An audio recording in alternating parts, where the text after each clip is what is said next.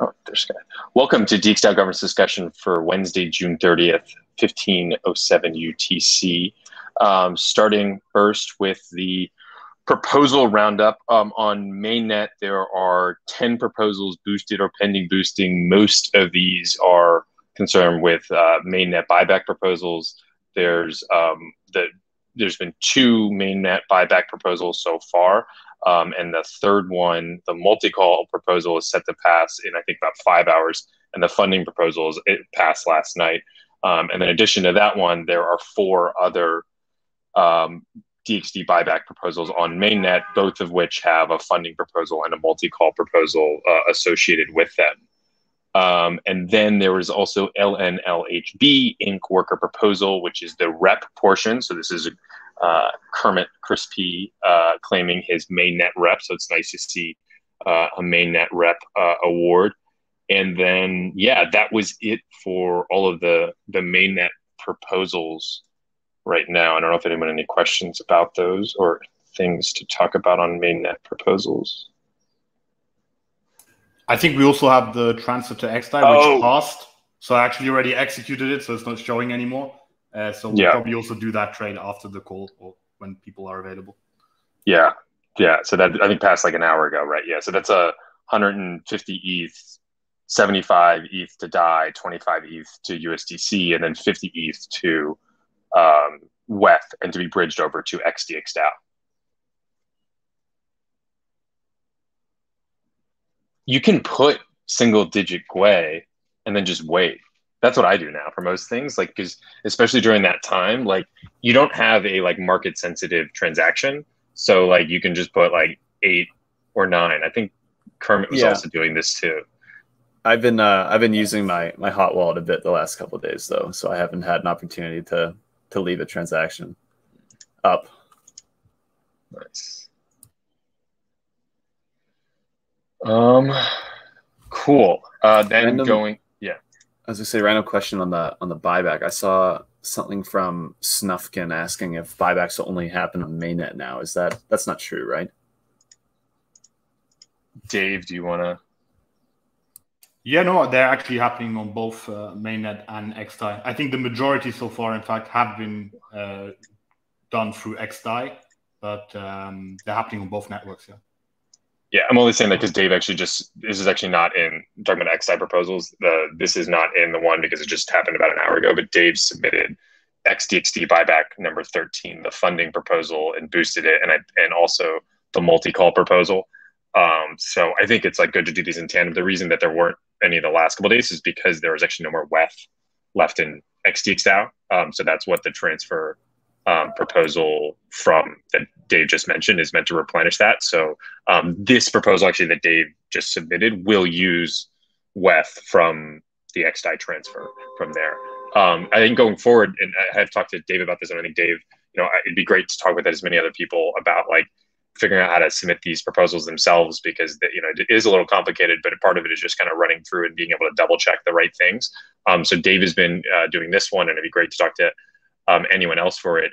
You do need to coordinate a little bit because there is like the 1 day, which we're trying not to have it on the within 1 day to abide by the buyback program signal proposal. So actually for this one, there are 2 mainnet proposals that will pass after this XDAI proposal was submitted, even though those mainnet proposals were submitted before the XDAI proposal, because on mainnet it takes 8 days, on XDAI it takes 5 days. So like, I mean, I think we should be thinking about how to continue buyback program and kind of do it as much as it falls with the parameters. So I think like kind of coordinating this on both XDAI and mainnet is a good strategy, especially as liquidity builds on both XDAI and mainnet for DXD through the swapper farming. And also all of these proposals, I think starting after this third one, are 5% slippage tolerance, up from the 2.5. And that first one will go in, I think it's tomorrow evening, is the first 5% slippage tolerance trade on mainnet. Awesome. Thanks, guys. Cool. Yeah, so the XDI base, yeah, as Dave just said, actually, there's another, not in the agenda here, there's another buyback proposal that just went up. But in addition to that, there is named DXDAO's token offering platform to Aqua. That's a Signal proposal. I think there's another day for that to be open. There's proposal to set the swap fee on House WETH pair to 0.5%. And then there's a rep boost for Colt Bold Move. And then there's a reimbursement of WETH sent to DXDAO. This was from the address that had sent funds to be used for the House WETH farming proposal. Because there wasn't any WETH in DXDAO, this address fronted the WETH and is requesting a reimbursement. This proposal will come in after the XDI transfer. And then there is the DXDAO HATS collaboration proposal that I think is now boosted. And yeah, those are the ones on XDI. I wasn't sure if there were any comments, thoughts, context on those proposals. As in a related aside, the WETH House farming campaign is live now. As of 15 minutes ago, maybe, right? Yeah. Something? Yeah. Wow. Leaking alpha. 4%.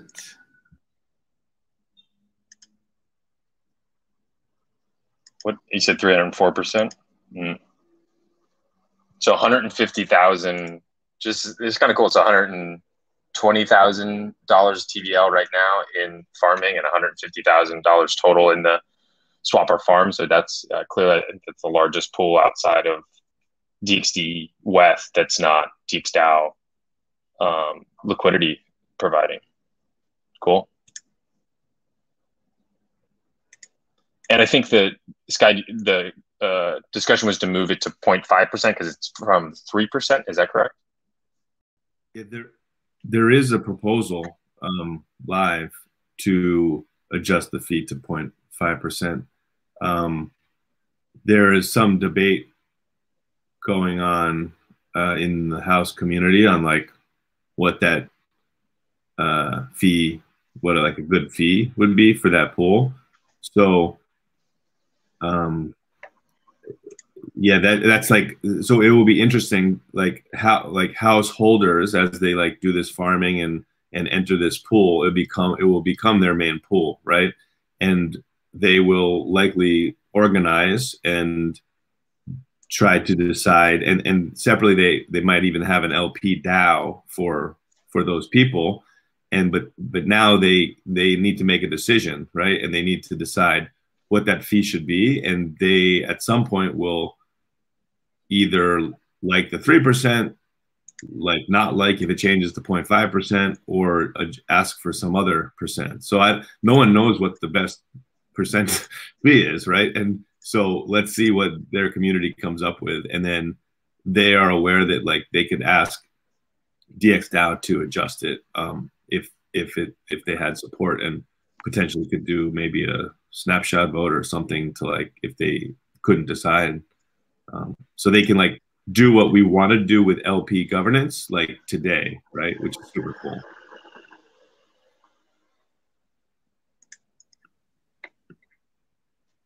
Definitely. A cool community to get more involved with. So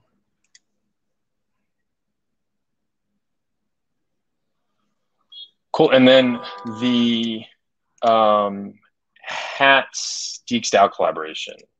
Just wanted to open it up because I guess this will now boost in 14 hours. And this is just a Signal proposal, but they'd come on into the BizDev call on Monday. And just for the timing of this proposal, voting would close 5 days from now. So it'd be closing kind of beginning of next week. So wanted to see if anyone had any thoughts on this Signal proposal.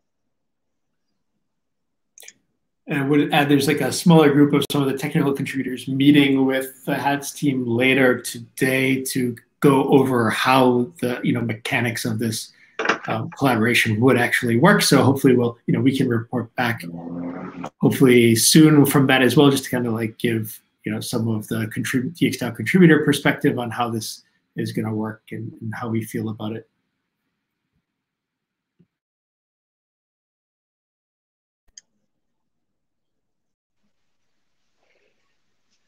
Cool. And there's been some forum discussion on this too. And the signal proposal is just kind of laying out the parameters of a possible collaboration. There's not, I think the biggest ask is that there would be a committee that would need to look through the disclosure reports. So that would be an ask from DXDAO. And then it looks like there's maybe an ask to deposit some DXD, but that amount is TBD. So maybe it's like one, so it doesn't require that much. But Geronimo, yeah, no, you don't.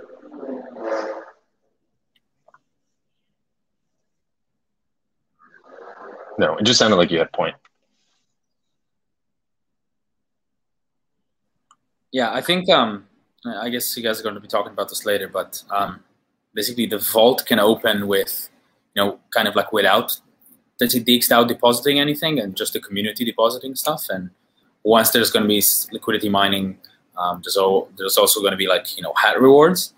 And yeah, like, I think after the call, they've been talking about changing the word committee because, as we said in the call, it's kind of, it smells like CCP, right? So yeah, like trying to figure out like different names for that. So feel free to shout different things. Oh yeah. So yeah, that's that. And yeah, like later on, we can, like the DXDAO could also participate in, deposit some DXD into the vault and, farm hat tokens as well. Yeah. I mean, yeah, I guess we talked about this in the BizDev call, but, there's like, you don't want this to be completely centralized, but you can't have it open either. So, yeah. Not sure if there's a better way than right now, like a multi-sig, perhaps the dev multi-sig of DXDAO to start, and then, that could change. Yeah, I guess we could call it, NSA and be like just weird about it. Or just like come up with what NSA could stand for. Yeah. I don't know what. But cool. Yeah, all right. Sweet. You have thoughts on that? Cool. So also on XDAI, Martin's worker proposal for December and January was downstaked by John. I think John left a note in the Keybase, and I think there maybe is a follow-up meeting regarding those. And looking forward to hearing more about this, kind of in the form of the calls and seeing how we can resolve this.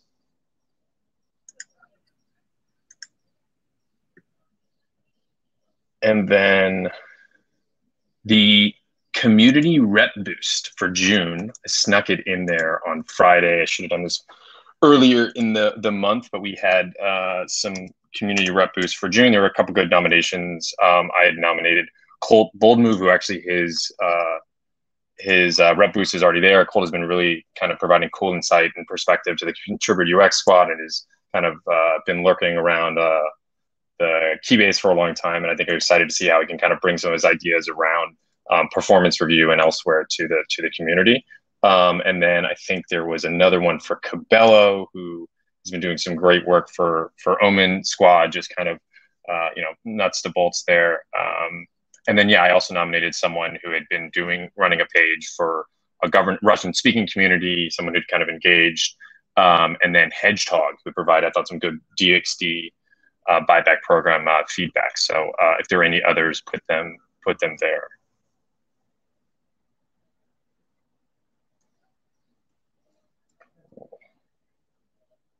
And then next is the locked 75K in the marketing and comms multi-sig post-mortem. So for those unaware, there's a post this morning, or I made a post this morning, kind of reflecting and outlining some of the events on what kind of led to this. The TLDR is there's 75,000 USDC locked in a relayer contract that cannot relay USDC or any ERC20 token.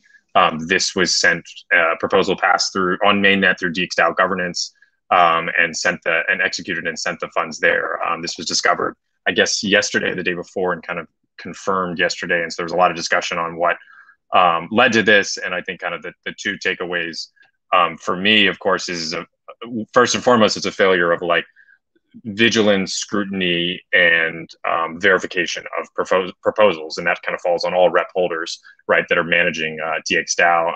There was an opportunity in the boosting phase and also the 7-day voting period to verify the proposal and recognize the error, and like we didn't do it. And then I think secondly, there was a series of incorrect assumptions. I think John was talking about once, there was like contributor A thought this, but contributor B thought this. And so it was like, clearly, it was almost like no one made the single assumption, but it was like a string of these together. And I think that's just kind of like miscommunication, within the community, kind of a lack of understanding on that. So I think those are kind of really, really important. I think there's some things that we should be doing next time. Obviously, first and foremost, like everyone should be looking at DXapp proposals on Alchemy, like following the address, copying it, looking what it's doing. We should be doing more guides on this, kind of like walkthroughs on this. I think it's really important that we can kind of verify these, and this is what everyone can do who's a rep holder. Secondly, we should be testing contracts we're using for the first time. If we're sending something to a contract, we should do a test proposal of $50, $100 or something, and then send that one behind. This is difficult on mainnet, obviously, because there's some gas concerns. But I think maybe that's just something we're going to have to build into the cost structure when we want to like launch something new.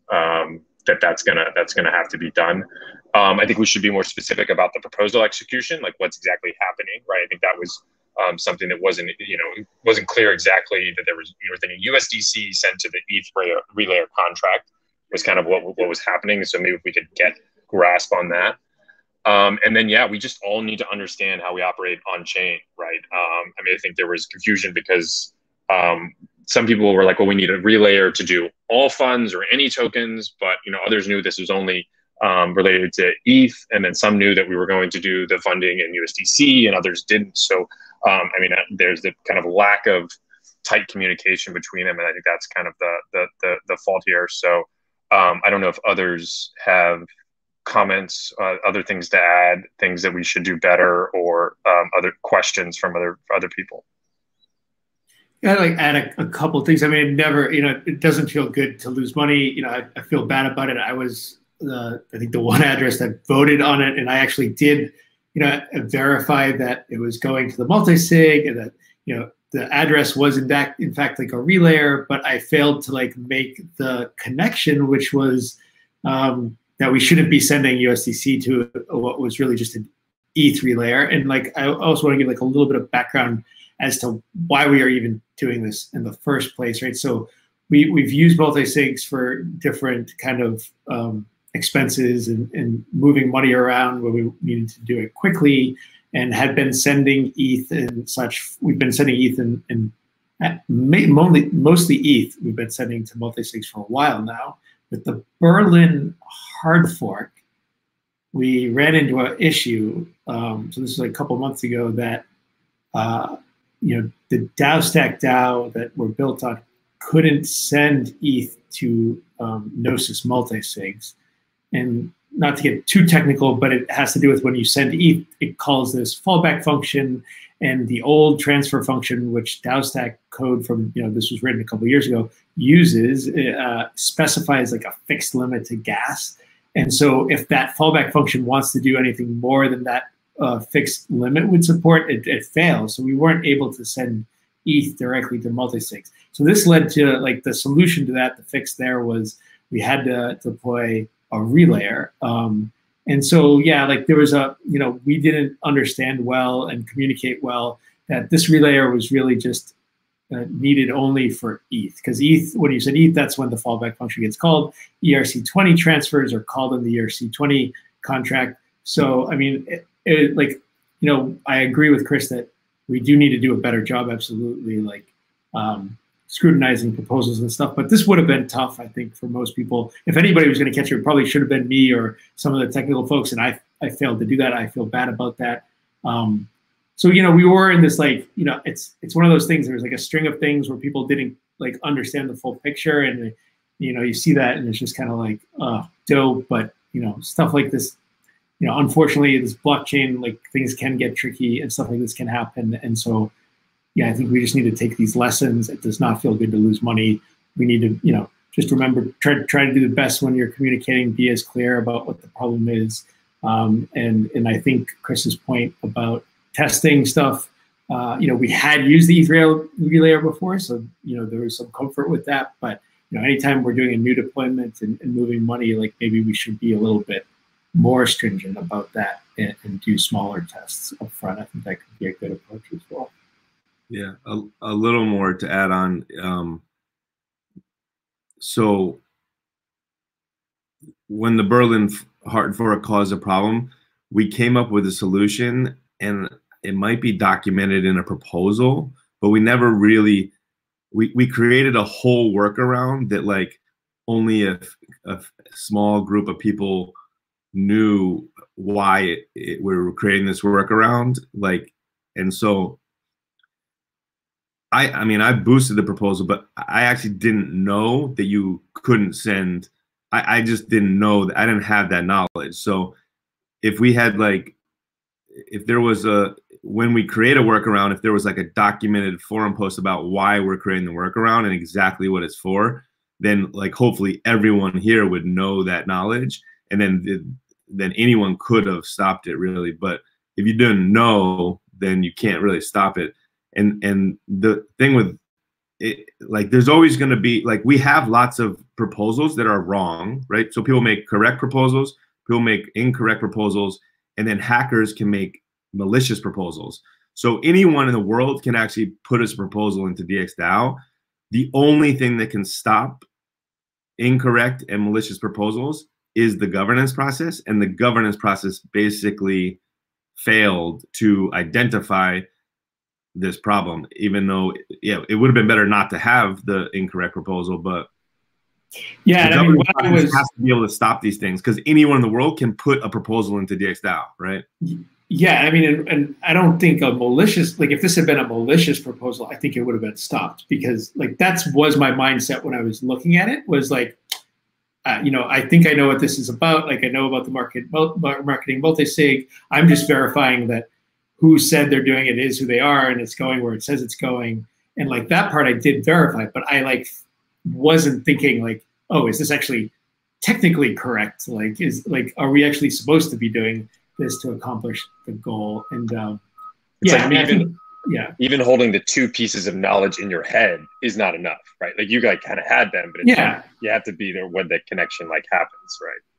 Yeah, and you get in this, and I think one of the things that like set this up is you had this habit of like, we were always sending ETH to a multi-sig. So we didn't even like ask the right question, right? Which is, do we need a relayer for USDC? And the answer is no, right? But if we had asked that, we would have been okay. But we didn't, because you get in these habits, you have certain momentum, and you just, we're always operating on assumptions, right? And it's like, you make the wrong assumptions, or you get set up to make the wrong assumptions, and stuff like this can happen. And yeah, I think we can do a better job documenting. We can make sure we're being clear about communicating, and I think we can prevent stuff like this in the future. That.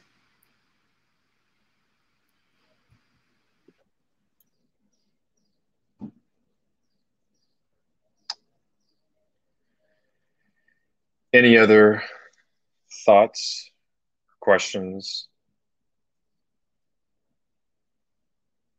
I guess there is still a need to have a multi-sig that the marketing and communications team can use with funds, and I know there's some plans for that. So we'll have to think about how maybe a new proposal can be submitted, and think about how to walk that through. And then technically, or maybe Augusto knows the answer, should these relayers, since these are workaround relayers, should these have owners, and should DXDAO be the owner of these relayers?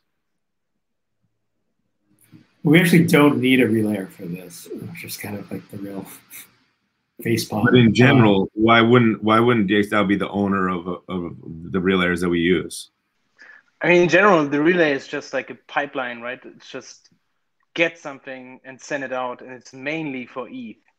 But why wouldn't we have DXDAO the owner? What's the risk of having DXDAO the owner of it? Oh, so when you say the owner, I think what you might be actually meaning is like the ability to recover funds or upgrade the contract, right? Like that's like more functionality, right? So I mean, when we were deploying the the ETH relayer, it was really like, it had one task, it does that task, right, if you set it up right. So like,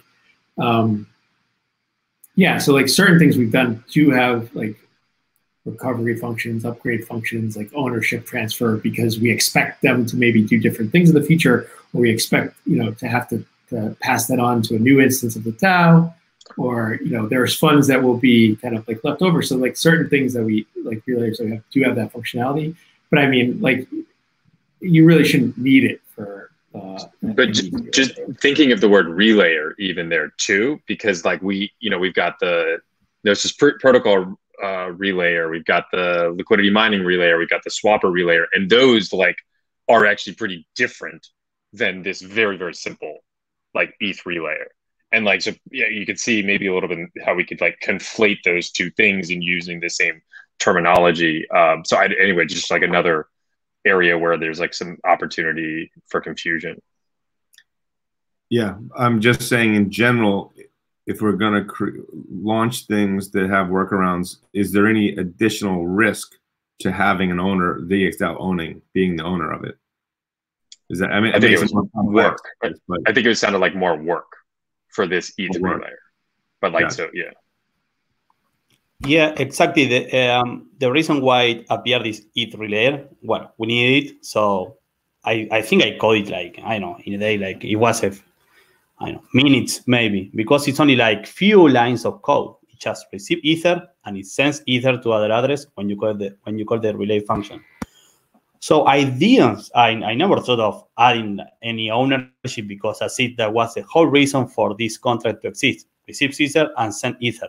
I never thought that it was going to receive ERC20 tokens. In fact, it wasn't designed for that, but yeah, it was not communicated correctly because other users thought that it was able to receive tokens where that wasn't the purpose. So, there was a lot. I don't know. All of us committed mistakes in the whole process. When I was coding it, when we communicated, when we were using it, when we were checking it. So everything happened. Everything happened in order for us to lose $75,000. So that's it. I mean, even when you consider that, okay, this is very unlikely to happen, here it was like a domino thing that were falling directly to this. It slips to us. So yeah, even the simple like action of, instead of in like the forum post, because we were talking about $75,000 with like a dollar sign. If it was written $75,000 USDC, like Augusto, you were in those conversations. You would then think of it as USDC rather than as dollars. And so like a small little detail like that, then everyone would have been like, well, of course you don't need a relayer. It's 75,000 USDC. But like, instead we were using a dollar sign, which is not accurate enough. Yeah. Actually, I never thought that we were going to use it for that. When you ask me, for example, hey, we need a relayer. Yeah, I created and I sent it to you guys, and I assume that that you know how we are going to use it, but it was not clear. So maybe it was. It was of course in part my fault because I didn't communicate it correctly, and other users didn't understand it correctly. So yeah, a lot of things that. Cause.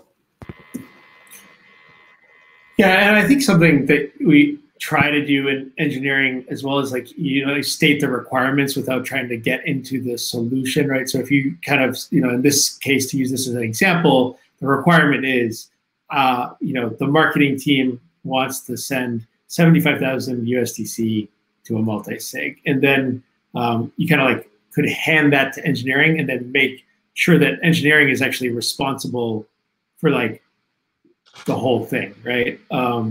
As opposed, like, because I think we started, different people are taking different pieces, and that's how we got the miscommunication, right? And I think so. Another way to think about maybe avoiding this kind of thing in the future is to make sure that like somebody is responsible, like more of an end-to-end situation. Like that's another thing that could maybe have helped.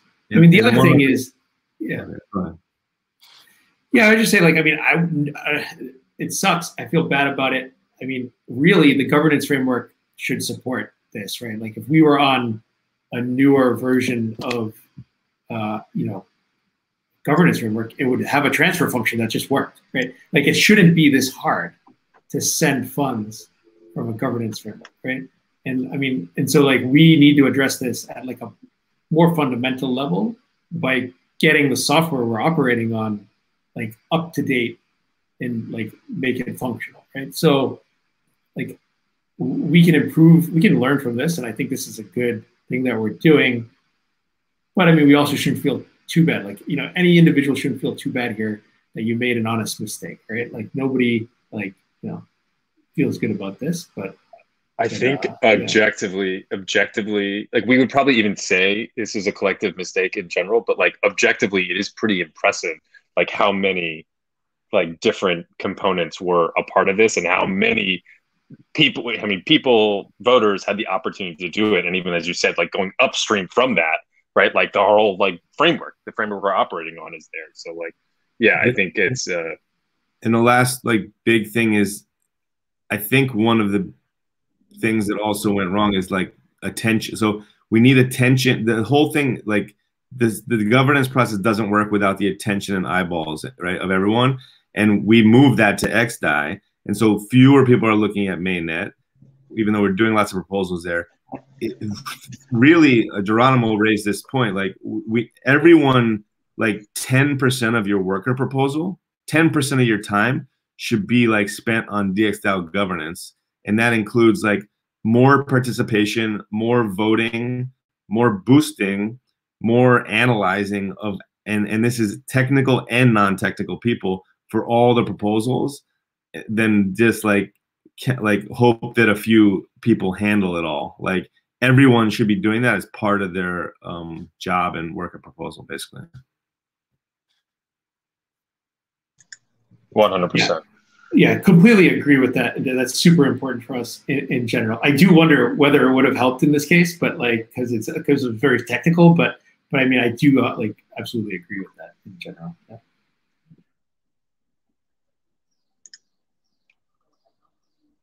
Awesome. Okay, next up, wanted to do a contributor UX check-in. Melanie. Yeah. Sure. Hey everyone. So this past week we've really been focusing on the contributor compensation overhaul, gathering feedback and just identifying areas that we need to make changes or just provide more detail around.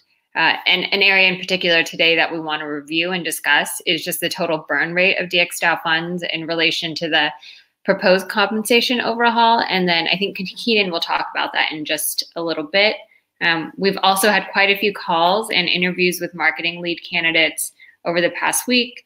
We've taken next steps with a few people that could be a fit for the position and are hoping to present some candidates to the community soon. And then finally, I just wanted to walk you through next steps for DX events now that the proposal has passed on both XDAI and mainnet. So each contributor that will be attending EthCC in Paris, which I believe is totaled now at 14 DXDAO contributors, is eligible for a stipend covering cost around the conference as well as reimbursements for the conference ticket. So as the proposal states, each contributor in attendance is eligible for reimbursement up to about $1,200 US or about 1,000 euros, covering all but not limited to COVID testing, transportation, and accommodations. And then in addition to that, your conference ticket will be covered. So you're each individually responsible for claiming your reimbursement for these costs. That means you'll need to submit a proposal for this, whether it's a standalone proposal or it's in your next contributor proposal. So if you have any questions or need help with getting that up, just let me know.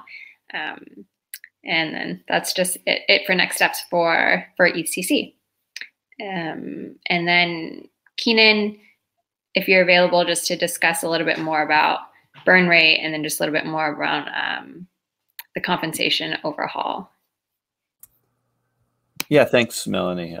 You guys can hear me? Great. So yeah, throughout our kind of process of making this overhaul. I've had some notes on paper, but nothing kind of visually to look at that could be shared and understood by others. I just dropped a link in the chat, and I'm going to share my screen here if it will let me. There we go. Yeah, so I threw this this sheet together on a whim. Basically aggregated our current levels of all contributors and the time commitments, and kind of roughly, this obviously isn't going to be perfect, but roughly translated what the actual costs will be based on our current standpoint. This might be a little less or a little more. Obviously, as we kind of discussed, the new level system will be a kind of select your own based on the information. So it's not a direct translation. But based on what we have currently, this is roughly the burn rate. I then also accounted for the price of ETH and DXD. So like the lower band of 0.05 ETH per DXD is roughly half of the current all-time low. And 0.4, if I remember correctly, is the target for the DXD buyback and subsequent buyback. So the idea is basically to get a snapshot of what the burn rate is. Percent of DXD in the current form is roughly 6% annually. And it's also worth noting that that 6% release is over 3 years.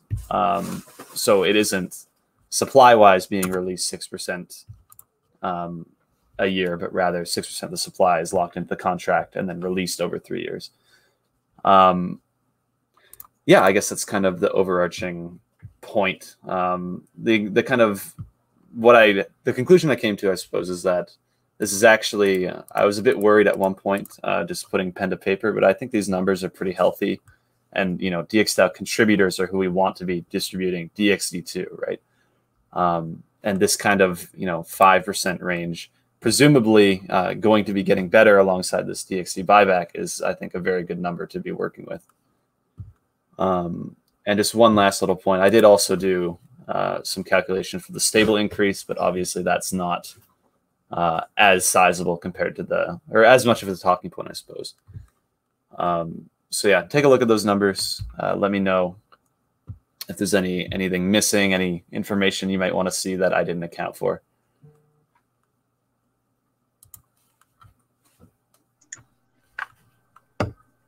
Awesome.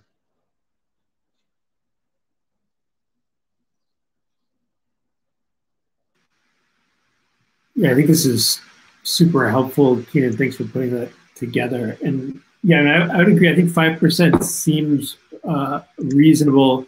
Another way, another thing I'd like to tend to think about is, we should be setting ourselves up and preparing ourselves up for different, potential market circumstances, right? And I mean, if we do go into an extended or deeper bear market, we might end up facing, lower ETH prices, and that may affect DXD price and bring that down. So, I mean, obviously we could adjust the compensation guidelines again in the future to respond to market conditions, but I wonder if it makes sense to kind of stipulate something up front that, like, if, like just put a floor on the DXD price, or, because, and I think one of the reasons it may make sense to do that is it never feels good to like take something away from people, right? Like if you promise something now and then you find the DAO finds itself in a position where it's unsustainable in distribution of DXD or something, and would have to take that away from contributors. That would be nice to avoid that situation. And I think it would be difficult for contributors to vote for that in that position, because it would be, it'd be against their self-interest. And so, yeah, I guess that's like the big concern is like what the downside if DXD like goes down, right? This does put the DAO like just on the hook for like a lot of DXD. And so how do we, I guess we could put a floor, a number, or I don't know, Keenan, do you have an idea? Yeah, I actually have two comments on that. Looking at the sheet, our goal is kind of that 0.4 ratio for DXD with the buyback, right? So assuming that ETH drops all the way to $500, which I don't think many people are anticipating, possible, I suppose. But in that kind of doomsday scenario, at 0.4 DXD ETH valuation, we're still in that healthy range. It's about a 7% burn rate. And obviously, I would hope by the time that we reach a $500 ETH that DXDAO is doing considerably better. So I think even in that doomsday scenario, provided the goal of the buyback is succeeded, we actually shouldn't have a problem. That being said, I think that we should have some kind of contingency alongside this. Like John said, maybe a floor. I'm not sure exactly what that looks like, but that should be in this kind of compensation overhaul as, on chain. Like this should exist when it goes live in that event. So maybe that's something we can chat about today on Contributor UX. Because I think it scales the other direction, right? Like if DXT price goes up, like that's kind of good, and then the people are getting paid now, like that's good because you're contributing in an early stage when DXDAO is not as well established. So it definitely scales up. The question is, on the downside.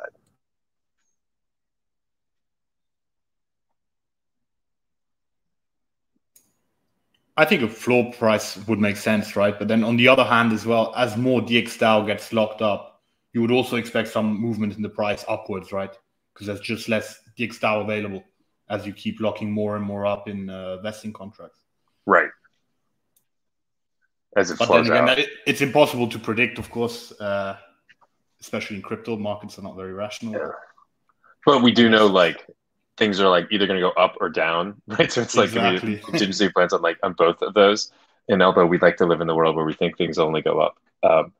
Caden has a good point, and he says, or he's just DXT compensation being based on current price has at least a short-term negative incentive because the lower the price of DXT, the greater the amount of compensation in DXT.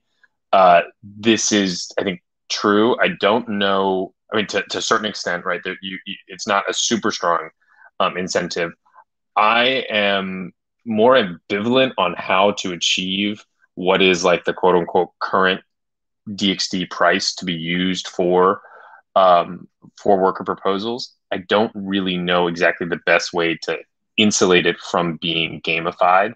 And I don't know maybe if there's something we could think about here or if there's something we could put into the guidelines. But broadly speaking, I think that's the range we want to go to. I think it's important to be honest with people on how that works. I think the bigger concern is how we calculate this and coming up with some official way and how someone goes and do it just get the median price. I think that's a great one. Is I don't know how to get the median price of DXT over the last month, and so we would make sure that we would have to track that and put that up in a central location or something that people could check. But curious to know what people think is the best way to avoid the incentive to gamify it. I think a median price is a good idea. I was also thinking if there could be some sort of correlation to Ethereum because, the price is so correlated to Ethereum. So, if Ethereum goes down, it's not our fault. It's not our fault that Ethereum is going down. And then also DXT is going down. So then if the price of Ethereum went down, then it would be greater in terms of DXT, but the same amount of dollar. But then if the price of Ethereum stays the same, but then DXT goes down, then it's okay, well, DXT is underperforming. So then, that's a bad thing. I don't know. Being tied to Ether is I don't know. It's just core to, it's a lot to the story.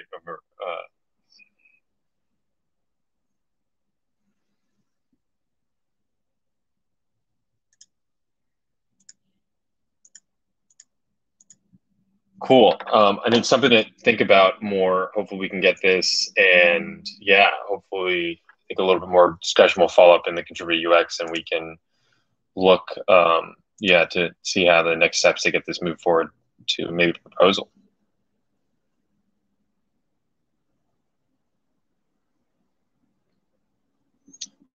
Awesome.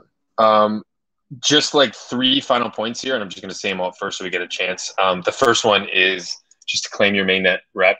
I saw Chris Pearson did this. I know people were looking at single gateway prices. It's important to decentralization. It's important that we're all following these proposals on mainnet. So make sure and do that. So there's instructions on how to do it. It's much easier for very easy for any worker proposal that you've already been approved for and received payment on XI. You would simply batch the rep amounts in each of those proposals and submit it on mainnet. And then secondly is DXvote needs testing. I put a link in there. I'll put another link here. And then lastly is the DXyield talk. So I don't know if Dave, if you wanted to talk briefly, and then Augusto, we can kind of throw it over to you, see if there's anything else on DXvote.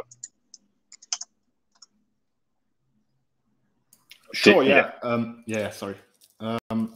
Well, there was a blog post a while back about DXyield, which was also approved in the Treasury diversification proposal number 2, of putting some stable coins and some Ether to yield. I guess the main concern, or the main thing that changed in the meantime, is that the yielding rates have obviously dropped quite a bit. So the question is, at what type of rate do we think it's worth putting some stable coins into yielding protocols?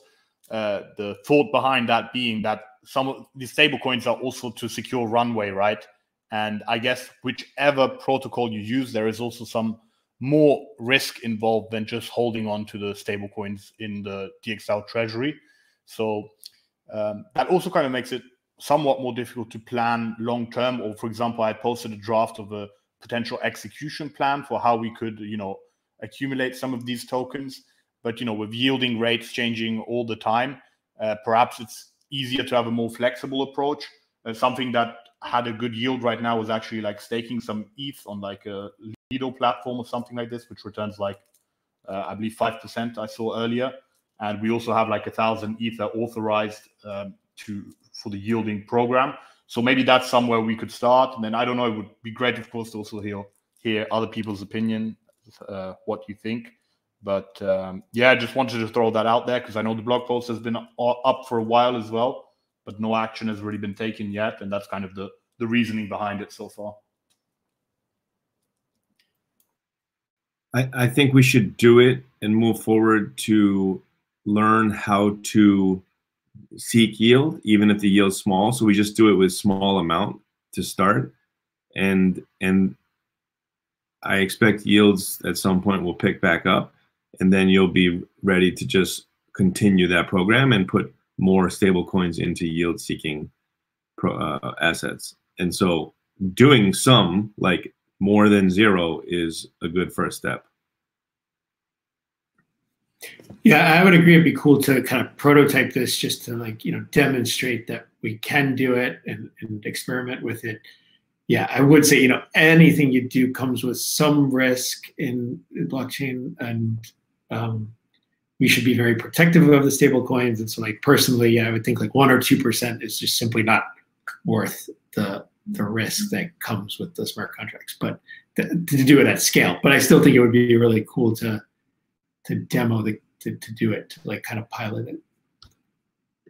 And then a more technical question would be how can we do it directly through the DAO, or is that not feasible now in the short term? I know some installations were running, but I'm also not really very much on top of that or understanding what the requirements are to be able to do it. Yeah, I mean, another one of the shortcomings of the current system is that we've got it constrained to the funding and voting power scheme where funds can come out. So the multi-call schemes can interact with these external systems like Maker or Compound, what have you, but they can't send and approve the funds. So you would have to so basically where we're at with that then is you'd need a relayer that we'd have to develop to handle that interaction with the yield protocols that we want. And then we'd have to whitelist that relayer with a new installation of a multi-call, or we could use the open multi-call that just has a slower consensus time. It's a couple weeks to interact with that relayer. So yeah, there's a little bit of dev effort to make it work. I'll just pretend like I understood what all of that means. But yeah, no, but so I guess we'll just keep an eye on it, keep looking at the rates. And as I said before, Ether is also a possibility. So maybe we can start with that. Yeah, I mean, to answer the question in English, it's yes, we can do it with the current DAO, but it does require a little bit of development work and a deployment of an extra contract. Yeah, I think I agree that the yields aren't what they used to 1.2% on USDC on Compound right now, and you guys may have seen that Coinbase released their 4% guaranteed APY. That's going to be like a little CeFi to DeFi thing. So there will presumably be a very heavy supply of stablecoins into Compound, and I actually don't think rates are going to go up that much, or like we may not see the 15% at days. Yeah, I think those low risk rates are like the capital is coming in that's going to drive those. Yeah, because it's like there's just there's billions of dollars that are like willing to take risk on to lend out at like 8 to 9% on Compound, right? Like that's kind of there. But I think from my perspective, that kind of 2 points are: one, DXDAO I think needs to develop the capabilities to like interact with the DeFi ecosystem, and so like thinking about that more as like a long-term infrastructure thing we're doing, rather than necessarily like, oh, we need to do this to get yield right now. I think that's the impetus for that. And I think secondly, I think we should consider the staking ETH option a lot, and I think that's something that we could do. I think we've had Lido on the call, and I think there's a lot of projects that are doing that, and we could presumably just literally acquire ST ETH. And so this would be like obviously another risk, but I just think in terms of like kind of moving the treasury forward, moving diversification forward, I think the staking ETH option is one that maybe we should consider more so than the stablecoin yield one. I also think that actually fits in line better with like some of the other things that other DAO treasuries are doing. And DXDAO has a lot of ETH. So it would be good to get some yield on that. Anyway. And it might also make sense to deploy a relatively small amount of capital at like riskier things too. I mean, that might be something you could look at. Thank you for that, Nolan. I wasn't very sure. I was like, is that like a smirk teak? Does that make sense? I love the like the new, or like doing this like emoji. You know, people like you stop doing emojis so they don't appear as the image. You just do the actual text. And now it's the same thing where you just like type out the name of the emoji you're trying to do rather than actually send the emoji. Oh, look at Keenan. Anyway, just to close things off, I think DXvote. Augusto, you're looking for people testing. I think I sent the link earlier. I think the cool thing would be for everyone that's submitting any proposal, XDAI and mainnet, you got your things copied out. Just open up another window on DXvote on Rinkeby, and then submit your proposal there, just so we can test it and do everything like that.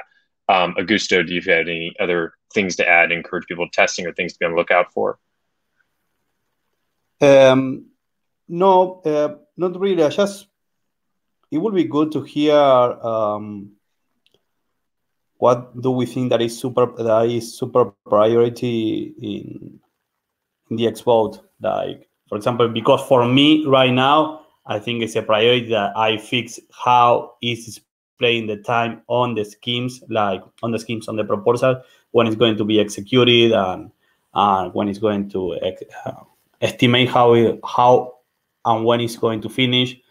So yeah, mainly that. I mean, what do we think it's a priority right now to be working there besides the proposal execution?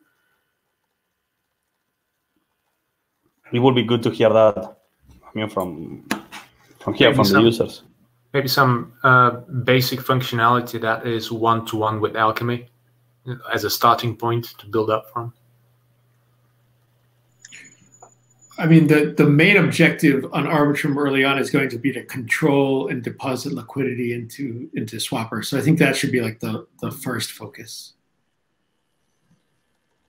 So like, how would we do like a multi-call? Like, I'm just thinking, what are the proposals to lead to liquidity in Swapper? And it's like, there's funding proposals for each of the assets. So like, how would we get WETH, you know, maybe WBTC, DAI, USDC, how do we get those into the Swapper liquidity relayer? And then how do we control the liquidity relayer, presumably through the multi-call scheme? And I think this is something we've probably all done on, or we've done on XDAI and mainnet, but like how will that flow happen on Arbitrum?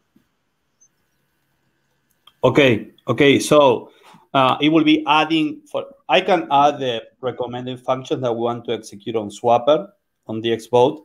Like right now we have, for example, if you select the controller, it recommends you to use the min reputation and burn reputation functions, so you can actually like add a list of calls or things you want to execute.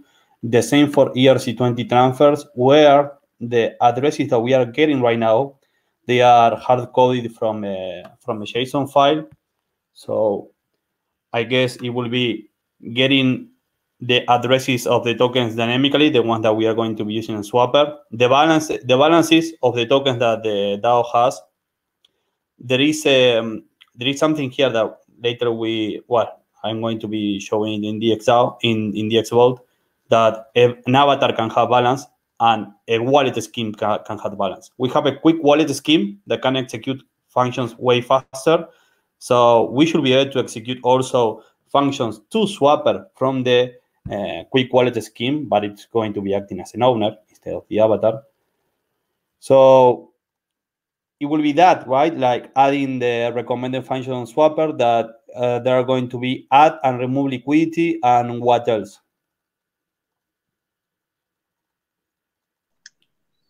I guess the fees, adjust the fees. Oh, and farming. Yeah. So that's a big one, actually. It should be similar, I guess, to the liquidity mining. Okay. I mean, the Swapper relayer. Okay. Well, I'm going to work on that then. I'm going to put priority on that, on add the functions to Swapper, where, for example, right now, if you go to call, to add a call, you have a set of contracts that you can use. We can add Swapper, and we can add the functions that we want to execute, and that's it.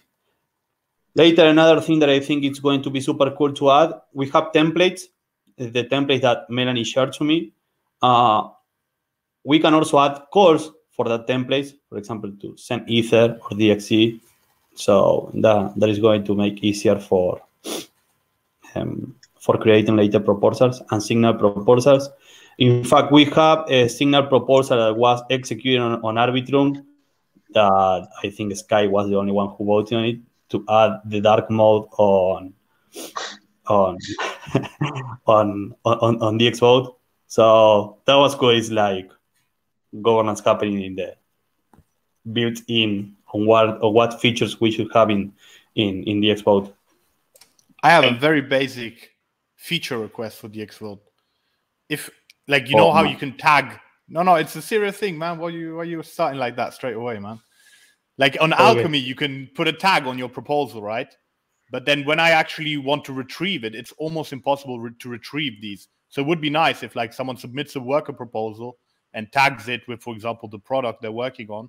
And if I then just had an API where I can just pull all this stuff from, that would be wonderful.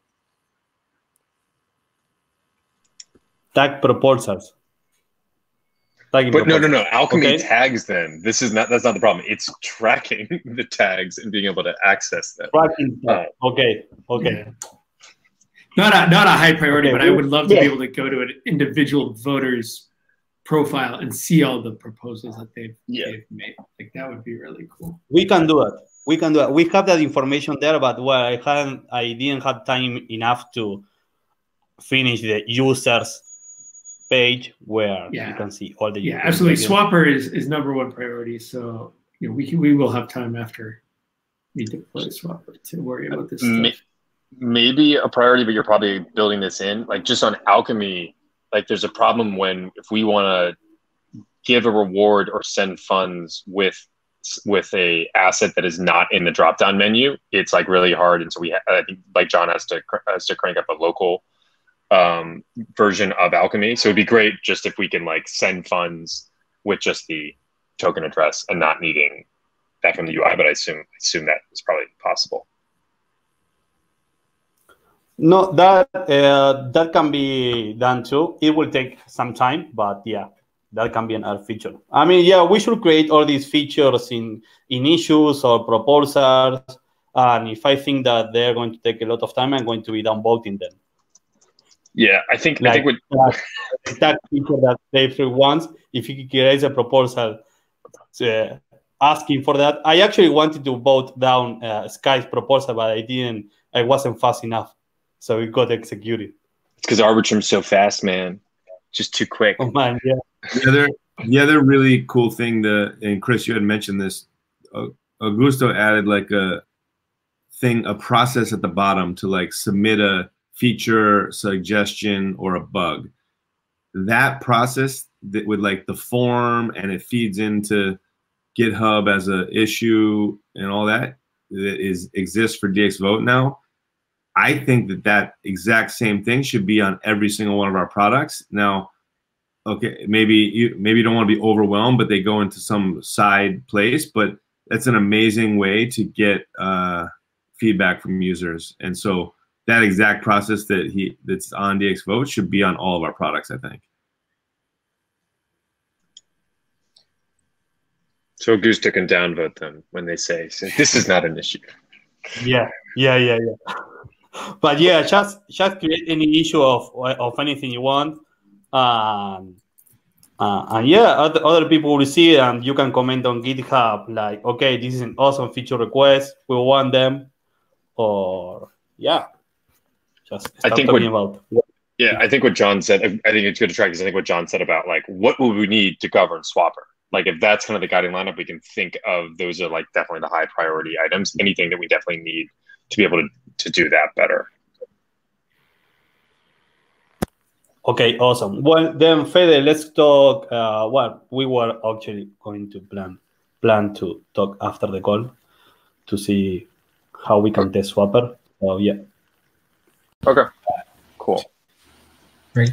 I'm gonna end the recording here then, but then people can. All right, drop, guys. I'll see you later.